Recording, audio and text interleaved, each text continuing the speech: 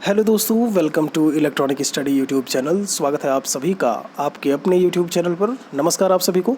यहाँ पर जैसा कि आप देख पा रहे होंगे, एक जो आपकी नई राष्ट्रीय शिक्षा नीति आई है 2020 की, आज इस वीडियो में पूरी तरीके से हम उसी के बारे में बात करने वाले हैं।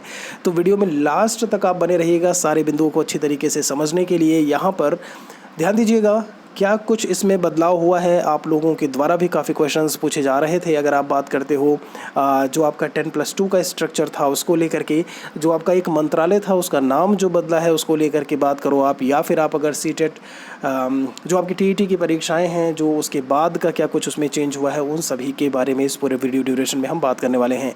लास्ट तक बने रहिएगा। इलेक्ट्रॉनिक स्टडी यूट्यूब चैनल पर जो नए हैं प्लीज़ आप सब्सक्राइब ज़रूर कर लें, औरों तक भी वीडियो को ज़रूर भेजें। बाकी यहाँ पर हम शुरू करते हैं अपनी चीज़ों को लेकर के। तो सबसे पहले अगर मैं यहाँ पर बात करूँ, आप फर्स्ट पॉइंट यहाँ पर देख पा रहे होंगे, लिखा हुआ है MHRD यानी कि ministry of human resource development की जब आप बात करते हो, या जिसे हम अभी शिक्षा मंत्रालय के नाम से NPE या NEP नेशनल एजुकेशन पॉलिसी आप इसे कह देते हो, या नेशनल पॉलिसी ऑन एजुकेशन 2020, इसमें रमेश पोखरियाल निशंक जी और सूचना एवं प्रसारण मंत्री की जब आप बात करते हैं, information and broadcast minister Prakash Javadekar, इन दोनों महोदयों के द्वारा, मंत्रियों के द्वारा ये पेश किया गया आपका NPE 2020।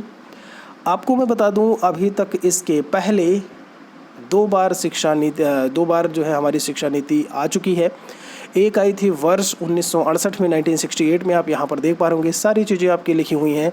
और दूसरी आपकी आई थी 1986 में, national policy on education 1968 and national policy on education 1986। उसके बाद क्या हुआ, आप लोगों ने जो BTC DLED हमसे पढ़े हैं वो ये जानते भी होंगे। आपने 68 के बारे में पढ़ा है, आपने 86 के बारे में पढ़ा है, और यहाँ पर उसी 86 में एक आपका संशोधन किया गया है, एक अमेंडमेंट, एक सुधार करके प्रोग्राम ऑफ एक्शन POA 1992 आया। ये कोई नई शिक्षा नीति नहीं थी, ऐसे में केवल 86 में जो संशोधन किया गया तो उसको एक तरीके से POA 1992 बोल दिया गया। तो दोस्तों 1986 से लेकर के अभी 2020 तक आपका लगभग 34 साल के बाद एक नई राष्ट्रीय शिक्षा नीति 2020 आई है। और इसमें आप देख पा रहे होंगे बहुत सारे क्वेश्चंस आपको मिलने वाले हैं जो कि आपके एग्ज़ाम के पॉइंट ऑफ व्यू से भी बहुत इंपॉर्टेंट है। केवल आपको यही नहीं जानना है कि क्या कुछ चेंजेस हुए हैं। ऐसे में आपका जो एक टीचिंग का प्रोसेस है, जो टीचर बनने का प्रोसेस है, उसमें आपको ये भी जानना है कि टीचर बनने के प्रोसेस में यहाँ से क्वेश्चंस भी बन सकते हैं। ठीक है, तो मानव संसाधन विकास मंत्रालय का जो नाम है, MHRD मिनिस्ट्री का नया नाम जो शिक्षा मंत्रालय कर दिया गया है। और यहाँ पर आपके नए जो शिक्षा मंत्री हैं, अब आप MHRD मिनिस्ट्री ना कह के उन्हें आप शिक्षा मंत्री बोलोगे, तो रमेश पोखरियाल निशंक जी हैं। ऑब्जेक्टिव्स, क्या कुछ उद्देश्य हैं नई शिक्षा नीति को लेकर के जब आप बात करते हैं, यहाँ पर फर्स्ट पॉइंट आप पढ़ पा रहे होंगे, 2030 तक 100% गारंटी वाली जो बात होती है GER के साथ, पूर्व विद्यालय प्री स्कूल से लेकर के माध्यमिक स्कूल तक शिक्षा के सार्वभौमिकरण का लक्ष्य पूरी तरीके से सबको शिक्षा देने की बात। दूसरा पॉइंट कह रहा है कि NEP 2020 लगभग 2 करोड़ बच्चों को जो कि मुख्य धारा से हट चुके हैं, उन्हें मेन स्ट्रीम में स्कूल में लाने का प्रयास जो है इसके तहत किया जाएगा। यहाँ पर जो अगला पॉइंट है आपका, वो तीसरा पॉइंट है, 1-2 हो गया है। इसमें NRF यानी कि नेशनल रिसर्च फाउंडेशन यानी कि एक राष्ट्रीय अनुसंधान फाउंडेशन बनाने की बात की गई है। आप लोगों से रिक्वेस्ट है कि आप जब तक 15 से 20 मिनट आप पूरे वीडियो ड्यूरेशन में रुकेंगे नहीं, चीज़ें आपको समझ में नहीं आएंगी पूरी तरीके से, तो बने रहिएगा मेरे साथ में यहाँ पे। दूसरा आपका जो तीसरा पॉइंट है वो है, यहाँ पर एक उच्च शिक्षा आयोग के निर्माण की बात की गई है, एक हायर जो है कमीशन बनाने की बात की गई है, ऐसे में जो शिक्षा से रिलेटेड है। आगे अगर मैं बात करूँ, यहाँ पे एक बड़ी चीज़ मैं बताना चाहूँगा कि इसकी PDF फाइल जो इस समय मैं आपको बता रहा हूँ, इसकी PDF फाइल आपको हमारे टेलीग्राम चैनल इलेक्ट्रॉनिक स्टडी से मिल जाएगी। तो आप लोग टेलीग्राम चैनल डाउनलोड करें गूगल प्ले स्टोर से, वहाँ पर इलेक्ट्रॉनिक स्टडी सर्च करिए, ज्वाइन हो जाइए, ये PDF आपको वहाँ पर मिल जाएगी। बाकी आप इंस्टाग्राम और फेसबुक पर भी मुझे फॉलो कर सकते हैं। जो मोस्ट इम्पॉर्टेंट है यहाँ पर 5वां पॉइंट, 4 बिंदुओं के बारे में हम बात कर चुके हैं, वो ये है कि अभी तक भारत में जो स्कूली शिक्षा, जो स्कूली एजुकेशन का जो फॉर्मेट था वो था 10+2। 1 से लेकर के आपने 10वीं तक की पढ़ाई की और उसके बाद आपने क्या किया, 11वीं और 12वीं, तो आपने उसको +2 बोल दिया। तो ऐसे में क्या है, यहाँ पर उस फॉर्मेट के बजाय अब 12वीं तक की जो पढ़ाई है वो आपका 5+3+3+4, ध्यान रखिएगा यहीं सबसे आपके क्वेश्चंस बनने वाले हैं। 5+3+3+4 में बांटी गई है और जो कि 3 से लेकर के आपका 18 वर्ष तक के बच्चों को कवर करेगा। ध्यान रखिएगा 3 to 18 तक की बात की गई है यहाँ पे। आगे यहाँ पर बढ़ते हैं। अगर मैं बात करूँ आपका स्कूल के पहले 5 वर्षों के, आप जब बात करते हो फाउंडेशन को लेकर के, जो है जो पहले का 5 साल का होगा आपका, उसको इन्होंने फाउंडेशन कोर्स की बात कर दी है। ऐसे में एक बार ज़रा इसे देख लीजिएगा, ये आई थिंक 3-2-16 है, एक बार आप चेक कर लीजिएगा इसे, ठीक है। अदरवाइज़ मैं कमेंट में नीचे सेक्शन में आपको मेंशन कर दूंगा। स्कूल के पहले 5 वर्षों की अगर आप पढ़ाई की बात करते हो तो उसे हम फाउंडेशन स्टेज के नाम से जानेंगे और उसका जो करिकुलम है वो NCERT तैयार करेगा। जो स्टार्टिंग के 5+3+3+4 लिखा हुआ ना, उसमें मैं पहले के 5 वर्षों के बारे में बात कर रहा हूँ। तो 5 वर्ष यानी कि जिसे हम आंगनवाड़ी, प्री प्राइमरी के 3 वर्ष, उसमें 5 वर्षों में से 3 वर्ष प्राइमरी का, प्री प्राइमरी का या आंगनवाड़ी का होगा। अगले के जो 2 साल होंगे वो कक्षा 1 और कक्षा 2 यानी ग्रेड 1 और ग्रेड 2 के नाम से जानेंगे। अगला क्या है इसमें, पहले 5 वर्ष में होगा क्या, खेल कूद और अन्य गतिविधियाँ। आप कहते हो ना, आप बहुत सारी पढ़ाई भी आपने की ऐसे में खेल विधि को लेकर के, गतिविधियों के माध्यम से पढ़ाने को लेकर के। तो पहले 5 वर्ष में खेल कूद व अन्य गतिविधियों के माध्यम से पढ़ाई कराई जाएगी। किताबों के बोझ को कम करना, इसीलिए खेल कूद और गतिविधियों को शामिल किया गया है। पुस्तकों की जगह है ऐसे में पुस्तकें रहेंगी, ऐसा बिल्कुल नहीं है कि नहीं रहेंगी, लेकिन वहाँ पर उन गतिविधियों को ज़्यादा महत्ता दी जाएगी। फिर कहा गया अगले 3 साल में क्या होगा, तो छात्रों को भविष्य के लिए तैयार करना, ये ऑब्जेक्टिव रहेगा हमारा। और ऐसे में हम विज्ञान, गणित, कला, सामाजिक विज्ञान, मानवता, ह्यूमैनिटी नाम के जो सब्जेक्ट्स हैं वो हम वहाँ पर पढ़ा रहे होंगे। फिर अगले 3 साल को मिडिल स्टेज करके बोल देते हैं, जिसे हम, अच्छा ये वाला जो 3 साल था वो कौन सा था, आपने कक्षा 1 और 2 तक बात कर ली, फिर 3, 4 और 5, 3rd, 4th, 5th क्लास जो है वो इसमें शामिल होगा। अगले वाले 5th तक हम बात कर चुके, 5वीं क्लास तक। जो अगला 3 साल है वो 6ठी, 7वीं और 8वीं क्लास के बच्चों के लिए होगा। पाठ्यक्रम पहले से तैयार रहेगा, उसी के अकॉर्डिंग जो है वहाँ पर उन बच्चों को पढ़ाया जाना है। लास्ट के अगर आप 4 ईयर्स की बात करते हो तो ऐसे में class 9th, 10th, 11th and 12th, इनका आपका डेफिनेट पहले से प्री डिफाइंड आपका सिलेबस करिकुलम होगा। और यहाँ पर ये लास्ट स्टेज भी है। ऐसे में यहाँ पर जो उद्देश्य रखा गया है वो है छात्रों की विश्लेषण क्षमता को बढ़ाना और बड़े लक्ष्य निर्धारण में सहायता करना, कि आपका टारगेट एक लंबा होना चाहिए, बढ़िया टारगेट होना चाहिए ऐसे में, ठीक है। और एनालिसिस पावर को इंक्रीज़ करना, इन्हांस करना। आसान शब्दों में अगर हम समझें, जो मैंने आपको 5+3+3+4 का जो कॉन्सेप्ट बताया वो आप यहाँ से देख पा रहे होंगे कि 5 साल का फाउंडेशन कोर्स, 3 साल में उसमें प्री स्कूलिंग होगी और कक्षा 1 और कक्षा 2 उसके बाद, फिर 3 साल जो है उसे हम लेटर प्राइमरी स्टेज बोलेंगे, उसमें हम कक्षा 3, कक्षा 4, कक्षा 5 रहेगा। उसके बाद हमारा इसमें शामिल होगा, आप देख पा रहे होंगे, मध्य या जिसे हम उच्च प्राथमिक स्तर बोल देते हैं, उसमें कक्षा 6, 7, 8 आएगा।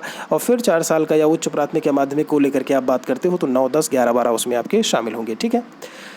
आगे चलते हैं, इसमें ये बात हो गई। फिर आते हैं अन्य बिंदु पर। आप यहाँ पर देख पा रहे होंगे अदर पॉइंट्स की अगर बात की जाए तो स्कूल में स्ट्रीम सिस्टम खत्म होगा।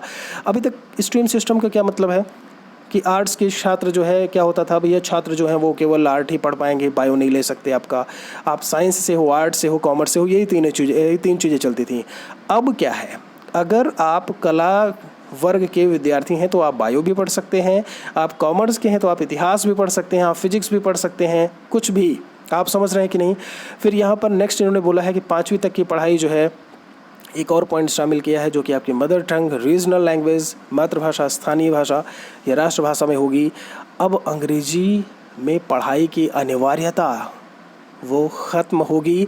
ऐसा बिल्कुल नहीं है कि अंग्रेजी नहीं होगा, एक सब्जेक्ट के रूप में आप पढ़ सकते हो, लेकिन वहाँ पर जो पहले कंपलसरी वाली जो बात रहती थी उसको फ़िलहाल के लिए 5वीं तक की पढ़ाई को में जो है वो इंग्लिश की अनिवार्यता को ख़त्म कर दिया गया है। 6ठी कंप्यूटर से, यहाँ जब बच्चे MCA करने लगते हैं, आपका MTech की बात करो, BTech करते हैं, तब जाकर के कंप्यूटर कोडिंग वगैरह देखते हैं। लेकिन यहाँ पर जो नई एजुकेशन पॉलिसी है 2020 की, उसमें कंप्यूटर कोडिंग आपको 6th क्लास से सिखाई जाएगी। साथ में इंटर्नशिप करने का भी मौका मिलेगा। इंटर्नशिप क्या होता है, प्रैक्टिकल ज्ञान, नॉलेज, जो प्रैक्टिकल नॉलेज होता है उसको अर्जित करना, ठीक है, जो प्रैक्टिकल नॉलेज है, जो प्रयोगात्मक ज्ञान है उसका अर्जन।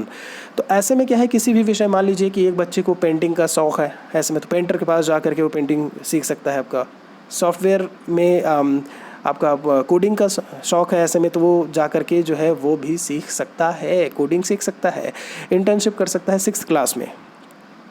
कक्षा 9 से 12 तक में सेमेस्टर परीक्षा सिस्टम जो है वो देखने को मिलेगा। पहले क्या होता था कि लास्ट में, मान लीजिए आप 9th की अगर बात करते हो तो 9th में आपने क्या बोला, ठीक है अब 1 महीने पढ़ाई रह गई है तो चलो अब 1 महीने पढ़ लेते हैं।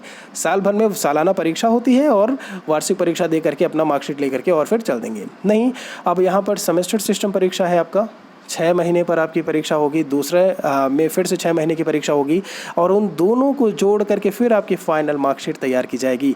ध्यान रखिएगा, ये 9th से 12th तक आपको देखने को मिलेगा। और इसमें जो आपकी मार्कशीट है उसमें छात्र का बिहेवियर कैसा है वो भी होगा, उसमें एक्स्ट्रा करिकुलम एक्टिविटीज़ होती हैं वो भी उसमें शामिल होगा।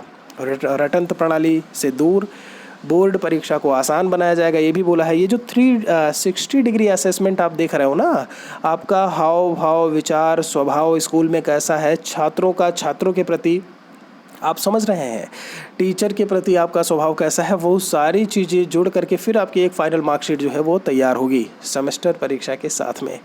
तो इसीलिए यहाँ पर 360 डिग्री असेसमेंट इन्होंने बोल दिया है। समझ में आ रहा है जी? आगे बढ़ते हैं। यहाँ पर इन्होंने क्या बोला है कि कॉलेज में एडमिशन हेतु अभी क्या होता था, यहाँ पर एक कॉमन एप्टीट्यूड टेस्ट आपको देना होगा। अभी तक क्या होता था, मान लीजिए कि आपका क्या होता था, आपके मार्क्स के आधार पर इंटरमीडिएट में मान लीजिए कि आपके मार्क्स कम आए, किसी वजह से आप बीमार हो गए थे, तबीयत ख़राब हो गई थी, परीक्षा सही से नहीं दे पाए तो मार्क्स आपके कम आए, तो ऐसे में आपके पास एक मौका होगा कॉमन एडमिशन टेस्ट देने का। तो आपका जो बोर्ड परीक्षा का नंबर है 12th का और जो कॉमन एडमिशन टेस्ट में आपके नंबर हैं उनको जोड़ करके फिर आपका एडमिशन जो है वो ग्रेजुएशन में होगा। और ग्रेजुएशन की पढ़ाई को यहाँ पर 3 और 4 वर्षों में बांटा गया है। ये क्या है भाई आपका, अच्छा, ये जो 3-4 वर्षों में बांटने की बात की गई है मित्रों, इसको इन्होंने एक नया नाम दे दिया है। और वो नया नाम क्या है, multi entry and multi exit व्यवस्था जो है इसमें लागू की गई है। अब इसका मतलब क्या है, होता ये है कि पहले क्या होता था, आप ग्रेजुएशन कर रहे हो 4 साल, मान लीजिए आप बीटेक कर रहे हो, आप बीएससी 3 साल का कर रहे हो और पहले साल किया आपने, दूसरे साल किया, फिर किसी वजह से आपने ड्रॉप कर दिया, ठीक है, आप बीमार हो गए, पैसे की कमी की बात करो आप, आर्थिक तंगी के चलते, कुछ पारिवारिक कारण। लेकिन अभी क्या है, मल्टी एंट्री और मल्टी एग्जिट व्यवस्था इसे कहा गया है। इसमें क्या होगा कि ग्रेजुएशन में 1 साल की पढ़ाई अगर आपने छोड़ दी है तो आपको सर्टिफिकेट दिया जाएगा। सर्टिफिकेट नाम ही होगा सर्टिफिकेट उसका। अगर आप 2 साल पढ़ाई किए तो आपको डिप्लोमा वाला सर्टिफिकेट या डिप्लोमा नाम का एक कागज़ दिया जाएगा, कह लो आप एक तरीके से। 3 वर्ष बाद आपको बैचलर, और अगर आप 4 वर्ष पूरा कर लेते हैं अपना तो आपको रिसर्च के साथ डिग्री मिलेगी। ध्यान दीजिएगा, मतलब आपकी पढ़ाई ऐसे में अगर आप बीच में छोड़ देते हैं तो वो ज़ाया नहीं जाने वाली, वेस्ट नहीं जाएगी।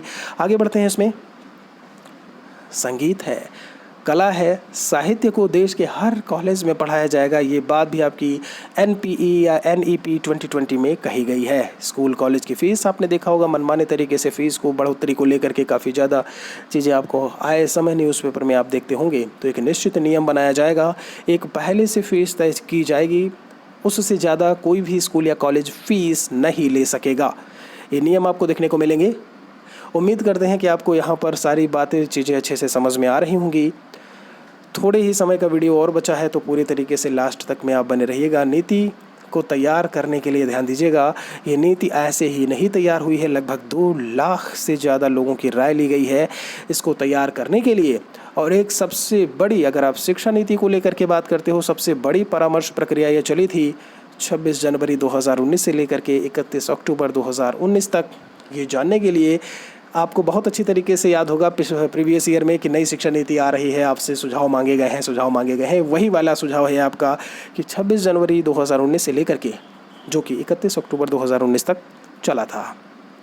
आगे है, सबसे बड़ा क्वेश्चन यहाँ पर ये देखने को मिलता है कि भाई सर वो बातें सारी चीज़ें ठीक हैं, लेकिन ये आपका जो NEP है 2020 ये आखिर लागू कब होगा। ध्यान दीजिएगा, तो आप आंसर में देख पा रहे होंगे कि यह एक बिल है, ड्राफ्ट बोलते हो आप इसे, एक मसौदा तैयार किया गया है, बिल है।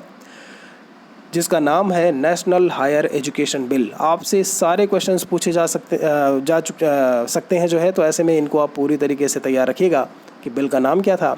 तो नेशनल हायर एजुकेशन बिल को कैबिनेट से मंजूरी मिल गई है फ़िलहाल के लिए।